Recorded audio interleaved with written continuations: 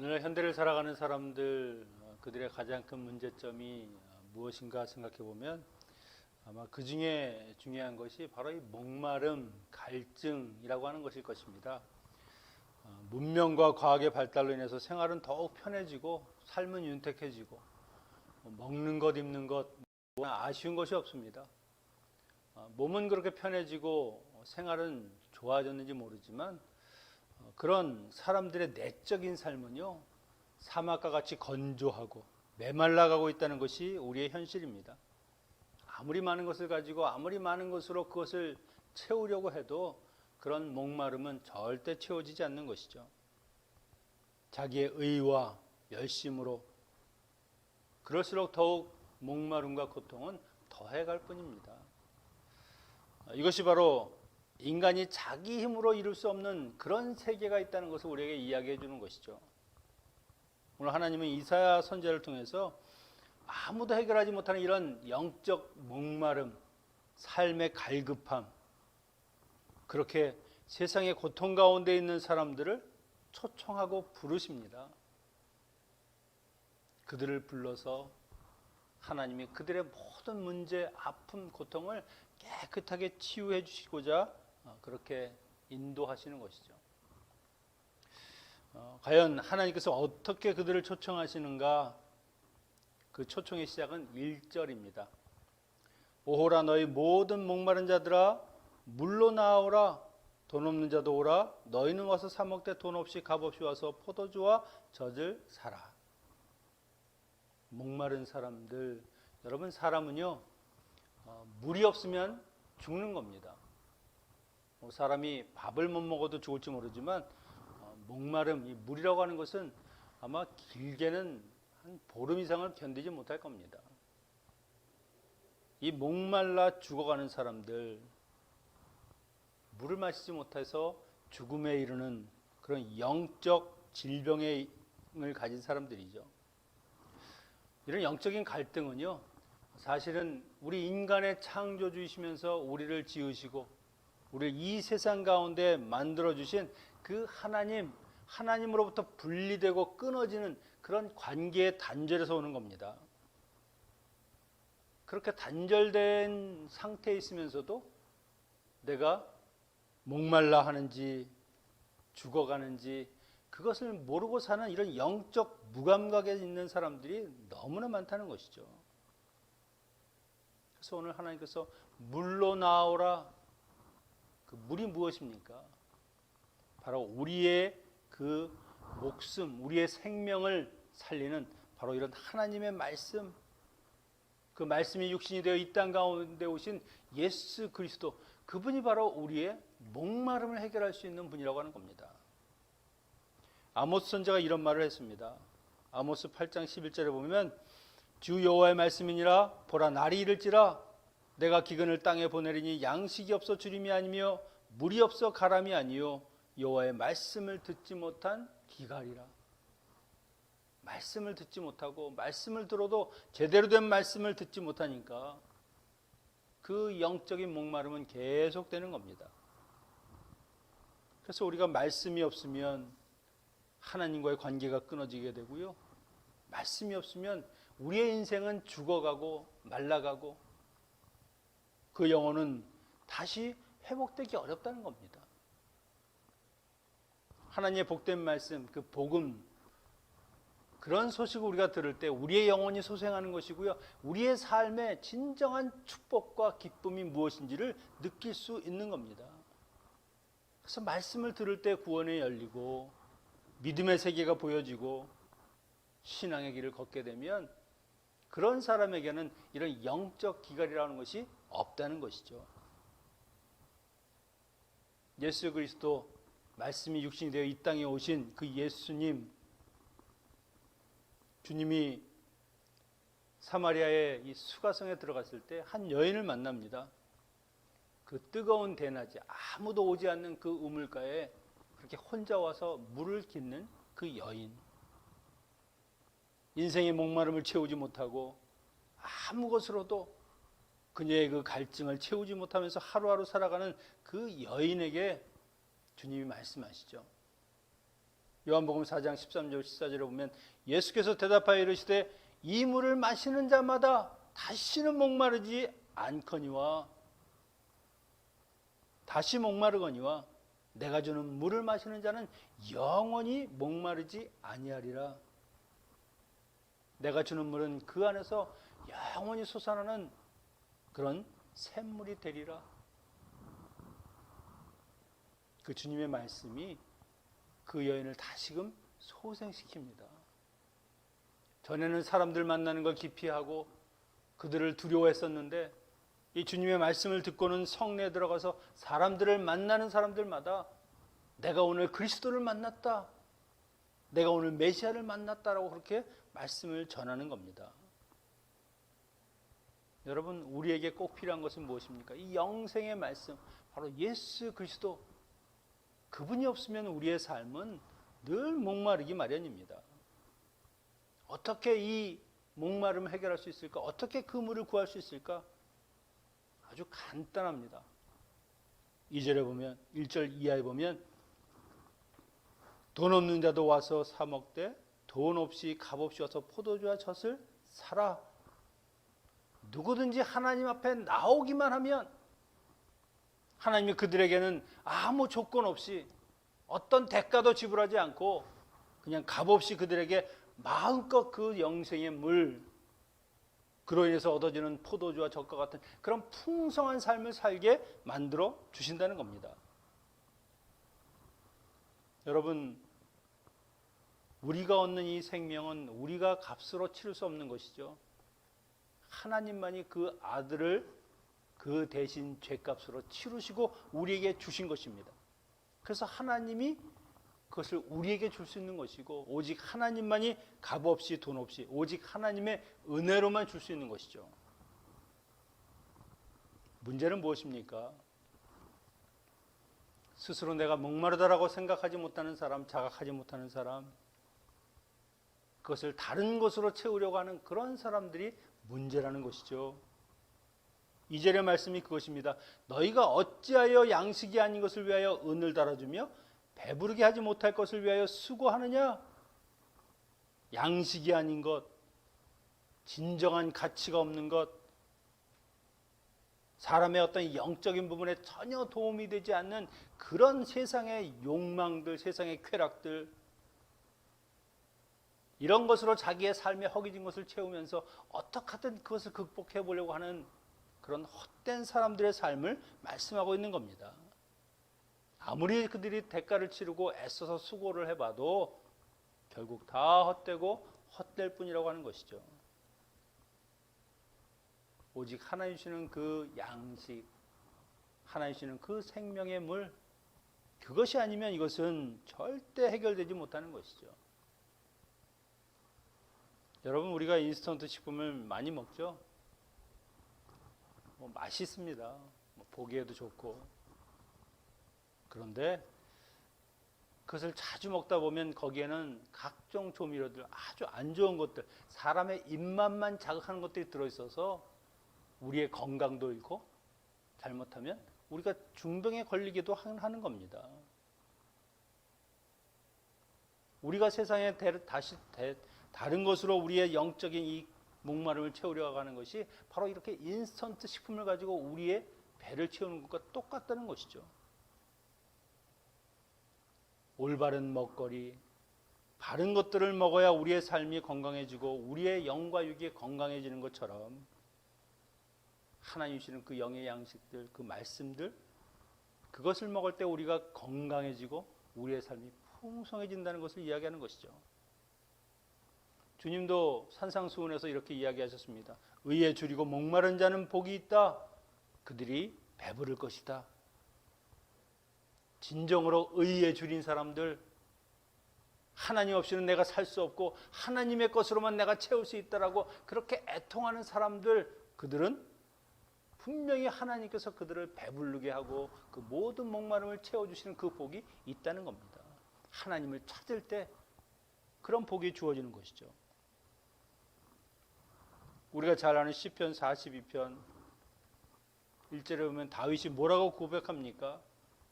하나님이여, 사슴이 시냇물을 찾기에 갈급함 같이 내 영혼이 주를 찾기에 갈급하나이다.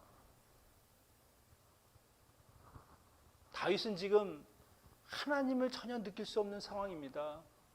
악한 사람들이 자기를 치고 그들로 인해서 자기의 모든 삶이 무너져 내려가는 것 같고 하나님이 없으면 도저히 안 되는 이런 상황인데 하나님은 아무리 둘러봐도 없는 것 같고 그럼에도 그가 지금 기도하는 거 아닙니까? 사슴이 시냇물을 찾듯이 하나님 저를 돌봐 주십시오. 저는 하나님이 없으면 안 되는 사람입니다. 결국 하나님이 그를 도우시죠. 모든 인간들 중에 가장 하나님 마음에 합한 자가 되고 여러 가지 실수가 있었지만 그럼에도 하나님이 믿고 신뢰하는 주의 종이 되는 것을 우리가 볼 수 있습니다. 다윗에게 있었던 아주 특징 중에 하나가 바로 이렇게 갈급한 마음으로 하나님을 찾았던 것. 그것이 그에게는 가장 믿음 가운데 신앙 가운데 살았던 모습이라고 하는 것이죠. 여러분 우리의 삶을 되돌아보십시오. 정말 내게 이런 목마름이 있는가? 하나님으로 채워지는 그 영적인 부분들, 그것이 내가 지금 잘 채워지고 있고 그런 하나님 안에서 내가 기쁨과 즐거움을 누리고 살아가고 있는가? 그렇다고 하면 문제가 없습니다. 하지만 그렇지 않음에도 불구하고 내가 그냥 적당히 다른 것으로 그냥 목마름을 면하면서 그렇게 하루하루 살아간다고 하면 우리는 잘못된 길을 가고 있는 것입니다. 이런 마음을 가진 사람은요, 하나님이 없어도 얼마든지 내가 잘 살 수 있다라고 생각하는 사람들이 될 수 있고요. 결국 그런 삶은 실패하고 마는 겁니다. 사람들이 해야 될 것은 무엇이냐? 그런 헛된 수고가 아니라 바로 하나님의 살아있는 말씀을 듣는 것이라는 것이죠. 2절에서도 보면 듣고 들어라. 그리하면 너희가 좋은 것을 먹고 너희 자신들이 기름진 것으로 즐거움을 얻으리라. 3절에서 귀를 기울이고 내게 나와 들어라. 그리하면 너의 영혼이 살리라. 하나님의 말씀을 듣지 않으면요, 우리는 절대 우리 영적 이 목마름을 해결할 수가 없습니다. 말씀을 들을 때 좋은 것, 기름진 것, 하나님이 차려주시는 그 놀라운 그 은혜의 밥상을 우리가 대할 수 있는 것이죠. 우리의 삶의 문제도 누가 해결할 수 있습니까? 하나님이 해결하시고 하나님이 우리를 살리시는 것이고 회복하는 것이지.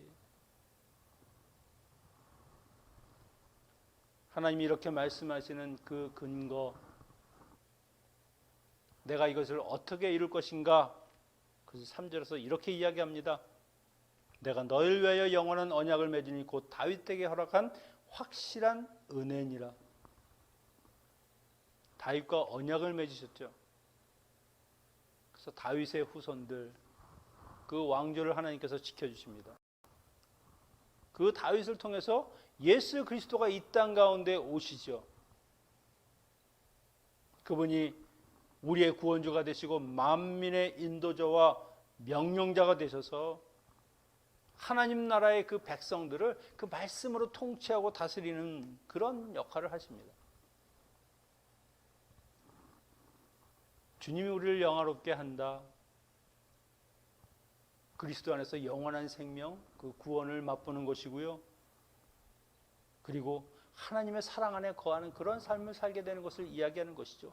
하나님께서 지금 새로운 언약을 맺어서 다윗과 같은 그런 은혜, 그것보다 더한 은혜를 베푸셔서 이제는 우리가 그 언약의 후손이 되게 하신다는 겁니다. 그것을 통해서 내가 너희의 영적 목마름, 너희의 삶의 빈궁한 것들을 다 채우고 회복시켜주고 온전한 하나님의 자녀가 되게 할 것이다.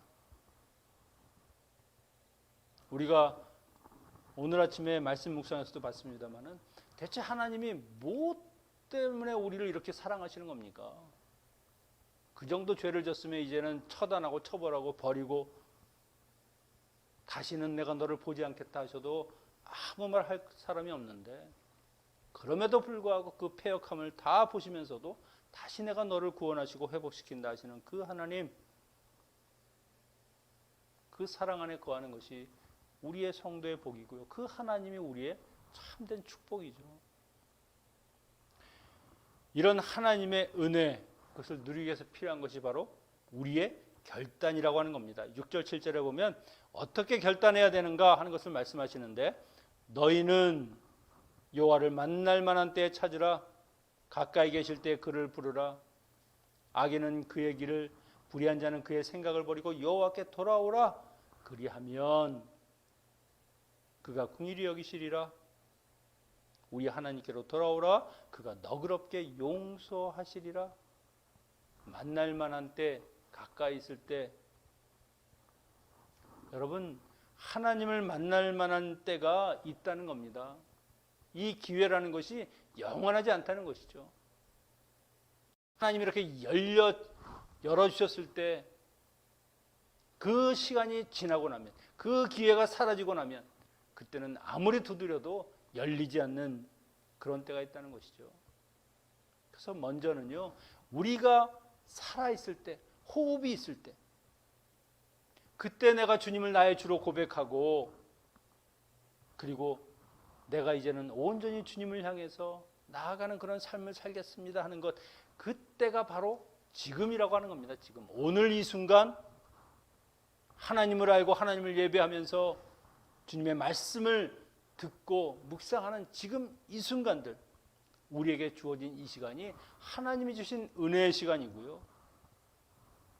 언젠가는 이 시간들도 다 지나가 버릴 것이라는 거죠.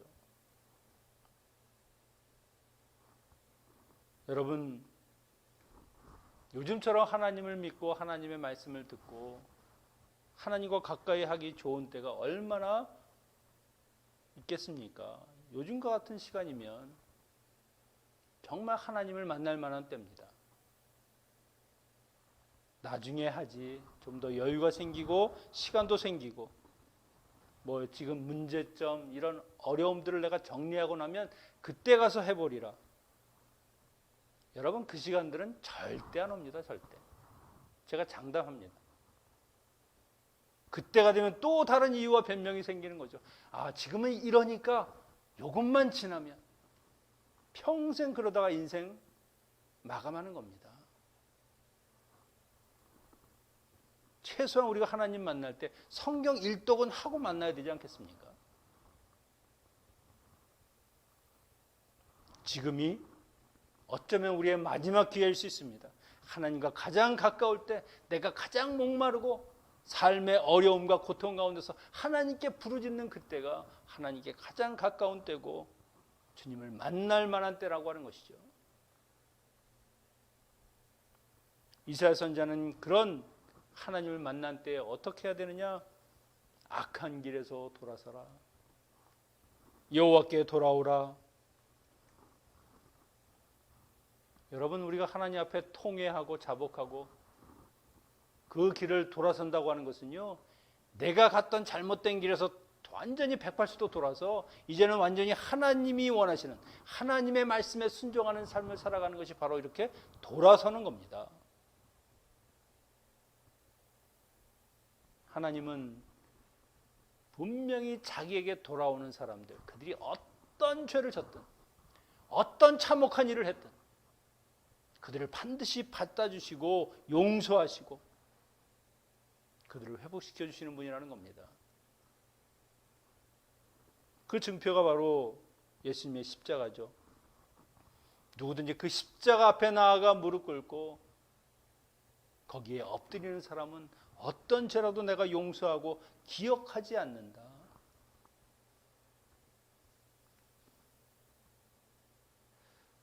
그런데 사람들은 이런 하나님의 무한하신 사랑을 잘 이해하지 못합니다. 인간의 생각, 인간의 삶의 모습으로는 도저히 이렇게 하나님이 우리에게 사랑을 베푸는 그 모습을 이해하지 못하죠. 그래서 하나님이 나의 생각과 나의 길은 너희와 다르다라고 말씀하는 겁니다. 너희가 땅이라고 하면 나의 생각과 나의 길은 하늘이다. 땅과 하늘의 차이. 어떻게 피조물인 인간이 하나님의 그 창조의 세계, 하나님의 그 창조하신 그 섭리와 뜻을 다 헤아릴 수 있겠습니까? 사도 바울도 그 차이를 이렇게 이야기하죠. 고린도전서 1장 25절에 하나님의 미련한 것이 사람보다 지혜 있고 하나님의 약한 것이 사람보다 강하다. 그래서 여러분, 우리가 하나님 안에서 신앙생활을 할 때 꼭 생각해야 되는 것은 무엇입니까? 나는 그냥 눈이 짧은 근시, 그냥 바로 앞에 있는 것만 볼 수 있는 그런 사람이라고 하는 것, 나는 그런 존재라고 하는 것을 생각해야 됩니다. 하지만 하나님은요, 우리의 인생 전체를 보면서 지금 어떻게 가고 있는지, 어디로 가야 하는지를 다 아시는 분이라고 하는 것이죠. 그러니까 내가 내 인생을 내 힘으로 인도할 수 없고 하나님만이 그 일을 하실 수 있는 겁니다. 이렇게 근시안적인 사람과 가장 비슷한 동물이 바로 양이죠. 양. 그래서 성경에서 양과 사람을 비교하는 이유가 그것입니다. 양들도 자기 앞만 볼 수 있습니다. 양은 시력이 마이너스 10 디옵터라고 하는데 1m, 2m 정도 본다고 합니다. 그 이상은 못 봅니다. 그러니 양들이 갈 때 자기 앞에 있는 양들의 엉덩이만 보고 가는 것이죠. 앞에 있는 양이 만약에 낭떠러지기로 가면 자기도 그냥 낭떠러지게 떨어지는 게 양입니다. 그렇지만 우리보다 나은 점이 하나 있습니다. 양은 청력이 굉장히 좋습니다. 그래서 목자가 부르는 소리, 목자가 말하는 것은 아주 잘 듣는다는 것이죠. 그래서 목자가 이리 가라고 하면 그리 가고 저리 가라고 하면 저리 가고 그 말씀을 아주 잘 듣는 것이 양입니다. 하지만 우리 인간은 안 그렇죠. 시력도 안 좋고 청력도 안 좋고 하나님은 멀리 내 인생을 바라보면서 너는 지금 이 길을 가야 돼, 저 길을 가야 돼 말씀하시는데 나는 죽어라고 내 길 가겠다고 가니까 결국 엉뚱한 길로 가면서 인생을 실수도 하고 실패도 하고 여러분 우리 인생에 알 수 없는 일들, 이해가 안 되는 일들이 얼마나 많습니까? 그걸 우리의 근시안적인 눈으로 보면서 이건 이렇고 저건 이렇고 판단하지 말라는 겁니다. 하나님이 보시는 그 눈, 하나님은 내 인생의 전체를 보시니까 그분이 인도하시는 그 길을 그냥 믿음으로 가는 겁니다. 목자가 알아서 좋은 꼴을 먹여주고 모든 세상의 짐승들 그 정말 나를 방해하고 피해주는 그것들로부터 지켜주실 것이다라고 하는 그 믿음 가지고 목자의 음성을 듣고 가는 것이죠. 그러면 사는 것이고 내 생각, 내 뜻만 가지고 간다고 하면 결국 인간은 넘어질 수밖에 없는 것입니다. 하나님께서는 10절, 11절에서 이렇게 앞에 이야기한 이야기들 너를 구원할 것이고 너에게 가장 좋은 것들을 주리라는 그 말씀을 반드시 이루어진다는 것을 보증하시는 예를 하나 드시는데 하늘에서 내린 비 그것이 다시 되돌아가지 않는다. 그 말은요. 하늘에서 비와 눈이 내려서 그것은 하나님의 뜻하신 대로 이 땅 가운데 그 땅을 적시고 그 식물들을 잘 자라게 하는 그런 원동력이 된다는 것이죠. 그처럼 하나님의 입에서 나간 그 말씀은 그 선포한 그대로 이루어지고 반드시 하나님이 성취하신다 하는 것을 이야기하는 겁니다. 모든 죄인들을 내가 용서하고 그들과 새 언약을 맺어서 하나님의 사람들이 되도록 구원하시고 그들의 배고픔과 목마름을 완전히 해결해 준다. 내가 이것을 반드시 이룰 것이라는 것을 강조하시는 것이죠. 하나님은 반드시 이루실 것입니다. 또한 이루어지고 있습니다. 예수 그리스도를 통해서 십자가를 지게 하시고 그리고 우리에게 진정한 구원의 길을 열어주셨죠. 마지막으로 하나님을 찾는 성도가 누리는 그 구원의 기쁨과 평안이 어떤 것인가? 12절, 13절입니다. 너희는 기쁨으로 나아가며 평안히 인도함을 받을 것이요 산들과 언덕들이 너희 옆에서 노래를 바라고 들의 모든 나무가 손뼉을 칠 것이며 잣나무는 가시나무를 대신하며 화석류는 찔레를 대신하여 날 것이라. 이것이 여호와의 기념이 되며 영영한 표징이 되어 끊어지지 아니하리라. 하나님께서 이스라엘 백성들을 이 바벨론 포로에서 해방시켜서 다시 가나안 땅으로 돌아올 때 그 희열과 기쁨을 표현하는 겁니다. 정말 기쁨으로 인도함을 받고 모든 그 산천초목이 박수를 치며 환영할 정도로 모든 사람의 칭송과 기쁨이 된다는 것이죠. 그런데 이것은 다른 또 하나의 모습이 있습니다. 뭐냐면 이 이스라엘 백성들과 같이 하나님의 백성들이 그 하나님의 나라 영원한 그 천국에 들어갈 때 세상의 모든 피조세계가 다 회복이 되는 것뿐만이 아니라 넘치는 기쁨과 은혜가 거기에 있다는 것이죠. 가시나무와 찔레, 죄로 인한 고통받는 삶을 말하는 겁니다.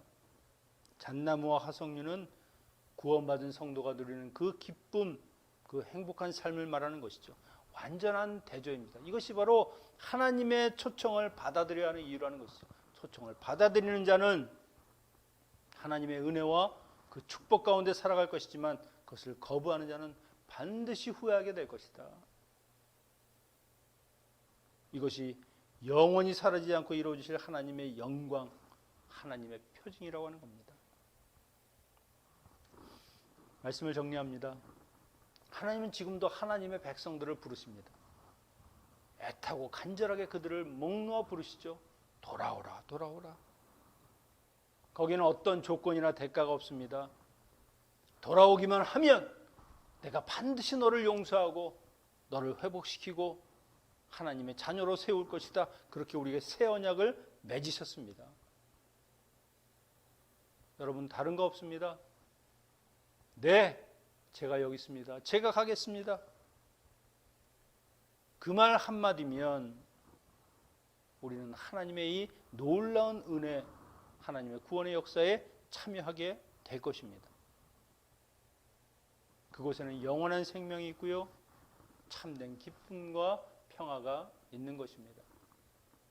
우리 모두 하나님의 이 초대, 하나님의 이 부르심에 응답하고 하나님의 놀라운 사랑과 은혜를 경험하는 하나님의 자녀들 되시기를 축원합니다. 기도하겠습니다.